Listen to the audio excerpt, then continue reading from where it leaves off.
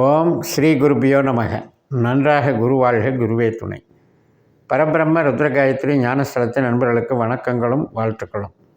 இந்த பதிவு விருச்சிக லக்ன நண்பர்களுக்கு செவ்வாய், சனி, ராகு இந்த 3 கிரகங்களும் ஏப்ரல் மாதம் 12ஆம் தேதி வரைக்கும் குருவை போல செயல்படுகிறார்கள். குருவினுடைய நட்சத்திரத்தில் இருக்கிறார்கள். இப்போ நம்ம போடுற பதிவுகளெல்லாம் நீங்கள் ஃபாலோ பண்ணுறீங்க, அதுக்கான ஒத்துழைப்பு கொடுக்குறீங்க. அது மகிழ்ச்சியாக இருக்குது. தொடர்ந்து பார்க்க உங்களுக்கு கிரகங்கள் வேலை செய்வதில்லை, நட்சத்திர ஆற்றல்கள் தான் நம்மை வழிநடத்துகின்றன என்ற உண்மை புரிய உங்களுக்கு ஜோதிடம் எளிதாகிறது. எல்லாமே பாவமும் நட்சத்திரமும் வச்சு நம்ம கணக்கு பார்க்கும்போது இந்த நிகழ்வு அப்படின்றத நம்ம எளிதாக தீர்மானிக்க முடிகிறது. அந்த வகையில் இந்த ஏப்ரல் 12 வரைக்கும் 7ஆம் வீட்டில் இருக்கிற குரு மாதிரி 4ஆம் வீட்டில் இருக்கிற அர்த்தாஷ்டம சனி, 5ஆம் வீட்டில் இருக்கிற ராகு, 8ஆம் வீட்டில் இருக்கிற செவ்வாய், இந்த 3 பேருமே செயல்படுறாங்கன்னு சொல்ல வரேன். அதாவது பூரட்டாதி நட்சத்திரத்தில் சனி இருக்கார், பூரட்டாதி 4ஆம் பாதம் மீனராசியில் இருக்கு இல்லையா, அதில் ராகு இருக்கார். 8ஆம் வீட்டில் இருக்க புனர்பூச நட்சத்திரத்தில் செவ்வாய் இருக்கார். செவ்வாய் வக்கரகதி முடிஞ்சு இப்போ நேர்கதியில் போயிட்டுருக்கார். அப்போ இந்த 7ஆம் வீட்டில் இருக்கிற குரு அப்படிங்கிறது நமக்கு என்ன அப்படின்னா, நம்மளுடைய ஒரு காம்படிஷனான ஃபீல்டுன்னு எடுத்துக்கலாம். நம்ம அன்றாடம் சந்திக்கக்கூடிய சூழல் அப்படின்னு எடுத்துக்கலாம். நம்ம லைஃப் பார்ட்னர் எடுத்துக்கலாம், பிஸ்னஸ் பார்ட்னர் எடுத்துக்கலாம், கஸ்டமர் எடுத்துக்கலாம், கான்ட்ராக்ட் ஒர்க்கை எடுத்துக்கலாம், பேங்க்கு சம்மந்தப்பட்டதை எடுத்துக்கலாம், போட்டியாளர்களாக எடுத்துக்கலாம். இத்தனை விஷயம் அங்கே 7ஆம் வீட்டில் இருக்குது. அப்படிப்பட்ட 7ஆம் வீட்டில் இருக்கின்ற குருவை போல இந்த சனி செயல்படுகிறாரு அப்படின்னா, நம்ம எப்போ பார்க்கணும் சனியை? நம்ம ஜனஜாதகப்படி நமக்கு சனியினுடைய திசையோ புத்தியோ அந்தரமோ சூட்சமோ நடந்தால் இந்த சனி 7ல் இருக்க குரு மாதிரி நமக்கு கோச்சாரத்தில் பலனை தர்றாருங்கிறத புரிஞ்சுக்கணும். இப்போ ஜென்ரலாக நம்ம பயப்படுவோம் இல்லையா, அர்த்தாஷ்டமி சனி நடக்குது, இந்த சனி வந்ததுலேருந்து எனக்கு கஷ்டம், நஷ்டம், வலி, வேதனை, ரொம்ப என்னுடைய பொறுமையை சோதிச்சிருச்சு, சரியான நல்ல ஒரு உழைப்பு கிடைக்கல, நல்ல வேலை கிடைக்கல, நல்ல வருமானம் கிடைக்கல, சொத்து சேர்க்கலான்னு நினச்சா முடியல, கடன் தான் அதிகமாகிட்டுருக்கு, கஷ்ட நஷ்டம் அதிகமாகிட்டுருக்கு, உறவுகள் சரியில்லை, இத்தனையும் அர்த்தாஷ்டம சனியினுடைய தாக்கம் அப்படின்றத நம்ம சொல்கிறோம். ஆனால் உண்மையிலேயே 4ஆம் இடத்து சனி அப்படிங்கிறது நமக்கு திசாபுத்தி அந்தரம் நடக்கும்போது நம்ம ஜனன ஜாதகத்தில் விருச்சிக லக்ன புள்ளி நம்மளுக்கு எதுன்னு பார்த்து அந்த புள்ளிக்கு இணையாக 4ஆம் இடத்துல எந்த புள்ளியில் சனி டச் பண்ணுறாரோ அந்த ஒரு 3-4 மாதம்தான் அந்த எஃபெக்டை கொடுப்பார். அதுவும் எப்போ கொடுப்பார்? சனியினுடைய திசா புத்தி அந்தர சூட்சமம் நடந்தால் கொடுப்பார். இப்போ உங்களுக்கு சனியினுடைய திசையோ புத்தியோ அந்தரமோ நடந்தால் இப்போ நீங்கள் என்ன பண்ணுது குரு அப்படின்னா, இந்த பிரச்சனைகளுக்கு தீர்வுக்கு கொண்டு வருது.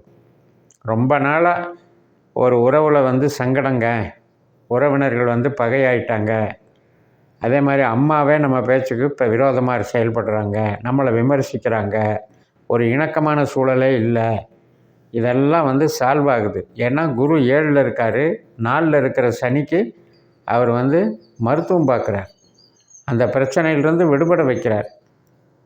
அது மாதிரி பிரிந்திருந்தவர்கள் ஒன்று சேருதல், உறவுகளுக்கு பலம் சேருதல்.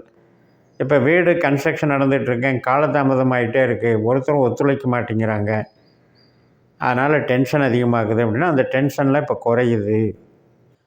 இந்த குருவினால், குருவினுடைய நட்சத்திரத்தில் சனி போகிறதுனால நமக்கு சால்வ் ஆகுது.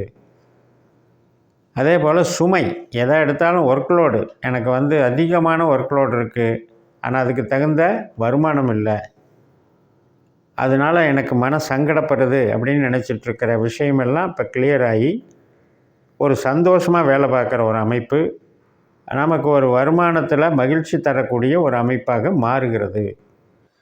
அப்போ இதெல்லாம் உங்களுக்கு உங்கள் ஜனன ஜாதகப்படி சனியினுடைய தசாபுத்தி நடந்தால் பாருங்கள். இன்னொரு விஷயம், நமக்கு உபநட்சத்திரன்ற கான்செப்டில் எடுத்தோம்னா பாஸ்கர ஆஸ்ட்ராலஜி சிஸ்டத்தில் நம்ம ஜாதத்தை கணித்து பார்த்து சனியினுடைய உபநட்சத்திரமோ குருவினுடைய உபநட்சத்திரமோ நமக்கு 8ஆம் பாவ 12ஆம் பாவ தொடர்பு இல்லாமல் இருந்தால் இன்னும் சிறப்பாக இருக்கும், நமக்கு நல்லது நடக்கும். அப்படி 8-12 தொடர்பு இருந்தால் இப்போ 7ஆம் பாவத்தின் மூலமாக நமக்கு பிரச்சனை வரும். இப்போ கஸ்டமர்னால் பிரச்சனைன்னு சொல்கிறோம், போட்டியாளர்களால் பிரச்சனைன்னு சொல்கிறோம், கணவன் மனைவி உறவில் பிரச்சனைன்னு சொல்கிறோம், அது மைல்டாக இருக்கும். இது மேலோட்டமாக பார்க்கும்போது சனியினுடைய பாதிப்பை குருவின் மூலமாக குறைக்கிறார். அடுத்தபடியாக ராகு எடுத்துக்குவோம். இப்போ மீன ராசியில் 5ஆம் வீட்டில் இருக்கிற ராகு குருவை போல் செயல்படுகிறார். அப்போ மீனத்துக்கு ரிஷபத்தில் இருக்கிற குரு சப்போர்ட் பண்ணுறார். குரு வீட்டில் தான் ராகு இருக்கார். அதனால் 5ஆம் வீட்டை பலப்படுத்துகிறாருன்னு எடுத்துக்கணும். அப்போ நமக்கு ஆசைகள் இருக்கும். நம்ம குழந்தைகள் ஒரு நல்ல விதத்தில் வளரணும், நல்லா படிக்கணும், நல்ல ஆரோக்கியமாக இருக்கணும், குழந்தைகள் கூட ஒரு மகிழ்ச்சியாக நம்ம பொழுதை கழிக்கணும். இந்த மாதிரி நினைவுகள், இந்த மாதிரி நோக்கங்கள் நிறைவேறும்.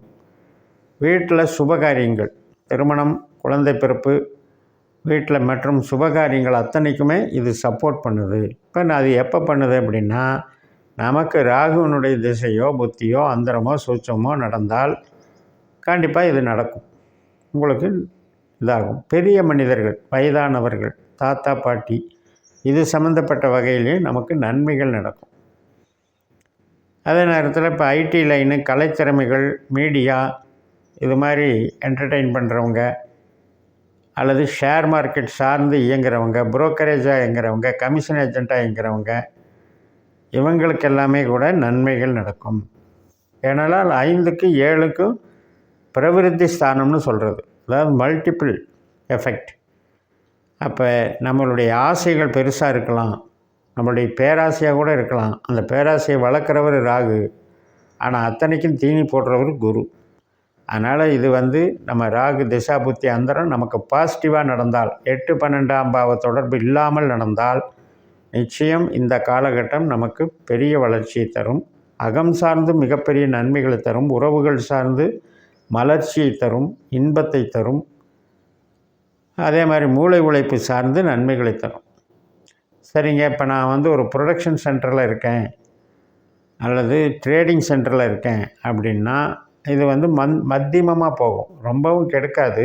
7ஆம் இடத்துல இருக்கிற குரு தொழிலை கெடுக்காது, ஆனால் உற்பத்தி சார்ந்த தொழிலை பெரிய லெவலில் வளர்க்காது. அதனால் மீடியமாக போகும். இப்போ அடுத்தபடியாக செவ்வாய்க்கு வருவோம். நம்ம லக்னாதிபதி தான் செவ்வாய், 8ல் இருக்கார். அப்போ செவ்வாய் 8ல் இருக்காரே, நமக்கு ஏதாவது டென்ஷன் கொடுத்துருவாரா, வம்பு வழக்கு கொடுத்துருவாரா, விபத்து, இரத்த காயங்கள் போன்ற ஒரு பிரச்சனைகளை கொடுத்துருவாரா அப்படின்னு பார்க்கணும். ஆனால் அவர் குரு நட்சத்திரத்தில் இருந்து குரு 7ல் இருக்கிறதுனால அந்த மாதிரியான அசம்பாவிதங்களை தடுக்கிறாருன்னு எடுத்துக்கணும். அப்போ நிச்சயமாக வாய்ப்பில்லை, கெட்டதுக்கு வாய்ப்பில்லை, நல்லதுக்கு தான் வாய்ப்பு. 8ல் செவ்வாய் இருக்குது, 4ல் சனி இருக்குதுன்னு பயப்பட வேண்டிய அவசியம் இல்லை. இந்த 2 பேருமே குருவின் மூலமாக ஒரு கனெக்டிவிட்டி ஏற்படுத்தி கொண்டு சுபத்துவத்தை வளர்க்கிறார்கள்னு எடுத்துக்கணும். அப்போ கடின உழைப்புக்கு ஏற்ற ஒரு மரியாதை கிடைக்குது. 8ஆம் இடம் என்பது கடின உழைப்பு. அதே மாதிரி திடீர் அதிர்ஷ்டம், திடீர்னு வரக்கூடிய நபர்கள்.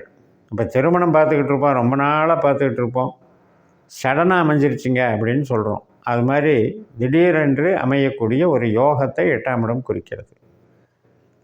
7ஆம் இடம் அப்படின்னா இப்போ நம்ம 7ஆம் இடத்துல என்ன இருக்குது? இப்போ நான் முதல்ல சொன்ன மாதிரி பேங்கிங் இருக்குது, ஒரு கன்ஸ்ட்ரக்ஷன் ஒர்க்கிங் இருக்குது, டிசைனிங் ஒர்க்கிங் இருக்குது, பப்ளிக் ரிலேஷன் ஒர்க்கு இருக்குது.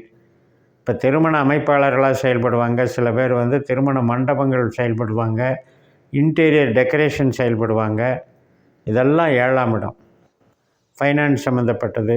ஸோ அத்தனைக்குமே ஏப்ரல் 12ஆம் தேதி வரைக்கும் இந்த 3 கிரகங்களும் உங்களை உயர்த்துகின்றன. அது உங்களுடைய திசா புத்தியை நீங்கள் பார்த்துக்கோங்க. இன்னும் டெப்த்தாக பார்க்கணும்னா நம்ம பாஸ்கர் ஆஸ்ட்ராலஜியில் உபநட்சத்திர கணக்கு பார்த்து செயல்படுங்கள். உங்களுடைய கேள்விகளுக்கு சரியான பதில் கிடைக்கும் என்று சொல்லி நிறைவு செய்கிறேன். இந்த சேனலை சப்ஸ்கிரைப் பண்ணி ஷேர் பண்ணுங்கள். உங்கள் தனிப்பட்ட ஜாதக பலாபலன்களை என்னுடைய வாட்ஸ்அப் நம்பரில் தொடர்பு கொண்டு பலன் பெறுங்கள். உங்களிடமிருந்து விடைபெறுகிறேன். உங்கள் JMS. நன்றி, வணக்கம்.